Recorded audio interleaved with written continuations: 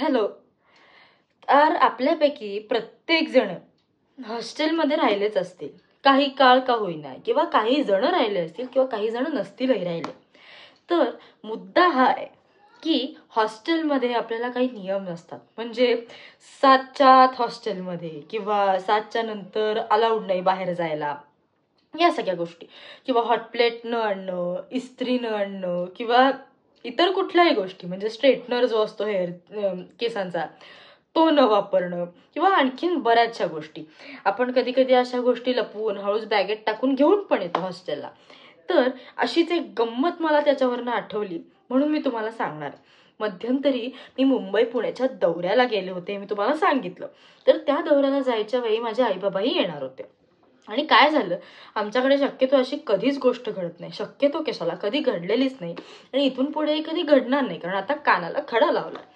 तर घडलं काय होतं, तर उद्या लावू परवा लावू करत करत गॅसचा नंबर लावायचा राहून गेला आणि नेमका गॅस संपला. बरं, त्या दिवशीचं जेवण करणं तरी भाग आहे ना. आमच्याकडे काय असतं, सकाळी केलेलं जेवण आम्ही संध्याकाळी जेवतो, तो काहीच भाग नाही. किंवा आमच्याकडे असंही नाही की संध्याकाळी किचन चालू होतं किंवा दिवसभर भट्टी असते, नाही.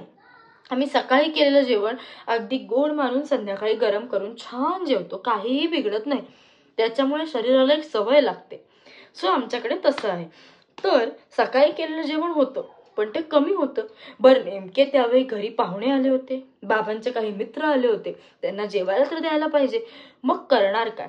मग अशा वेळी गॅस संपलाय म्हणल्यावर बाहेरनं ऑर्डर करायला तर उशीर झाला होता. सगळी हॉटेलं साधारण बंद झाली होती. 10:30, 11, 11:30च्या दरम्यान वगैरे आम्हाला काहीतरी जेवायचं होतं, कारण मित्र म्हटले की उशिरा होतोच. मग काय झालं की करायचं काय? मग मी हे करू का, मग मी ते करू का, मग मी कोपऱ्यावर जाऊन बघून येऊ का, या सगळ्या भानगडीत कुठे पडायचं, म्हणून प्रत्येकाने आयडिया सुचवायला सुरू केलं. मग काय करणार, स्विगीवरनं मागवायचं का? पण स्विगीवरनं मागवायला हॉटेल तरी उघडी पाहिजेत. मग आता काय, हतबलता निर्माण झाली.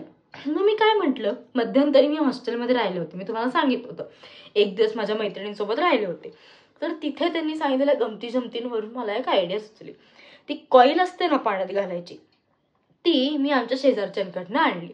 ती बादलीत घातली, पाणी तापवून घेतली, आणि ते पाणी तापवून घेऊन त्याच्यात मी एक्सपेरिमेंट करण्याचा प्रयत्न केला, पण तो समाव फसला, कारण आजकाल कॉईल कोणी वापरत नाही. मग मी काय केलं, गिझरने पाणी तापवलं, ते कडक तापलं, आणि त्या तापल्यानंतर मी बादली घेतली, त्या बादलीत ते पाणी ओतलं, म्हणजे भांड्यात किंवा एका दुसऱ्या बादलीत तापवलं होतं, त्या स्टीलच्या बादलीत घेतलं, त्याच्यात पाणी ओतलं, आणि खिचडीचं, म्हणजे अर्धी खिचडी जी लावली होती, मित्रमैत्रिणी आलेत म्हणून संध्याकाळी करायला, तिथंच निम्मा गॅस गेला.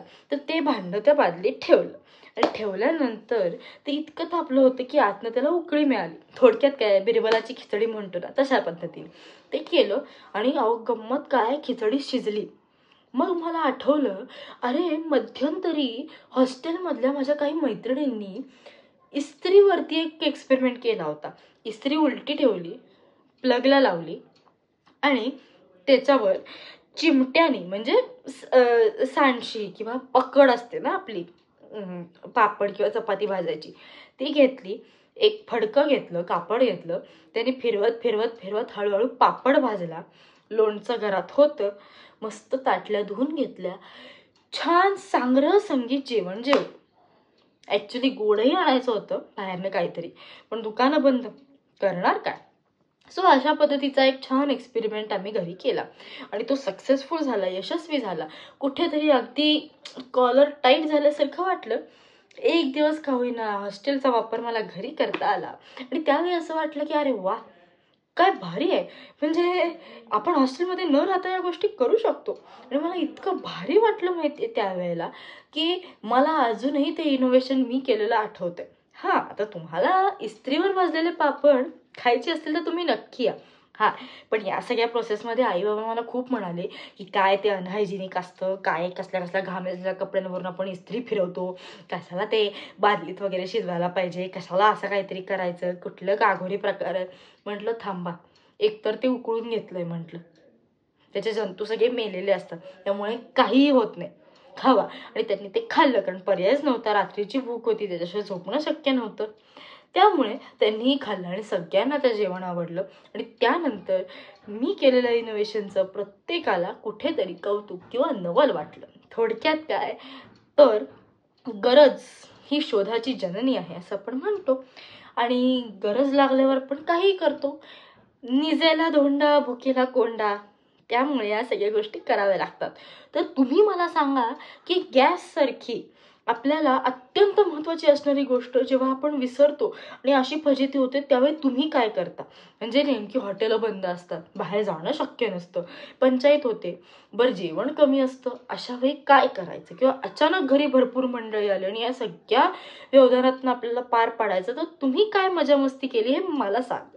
तोपर्यंत मी आणखीन काही आयडिया सुचतात का बघते. म्हणजे आपण वाफ घेतो, त्याच्यात मोदक वगैरे शिजवता येतात का? आय एम किडिंग, मी तसं काही करणार नाही. पण हां, हे एक्सपेरिमेंट लक्षात ठेवा, कधी गरजेचे लागले किंवा गरज पडली तर नक्की वापरू शकता. Okay, bye.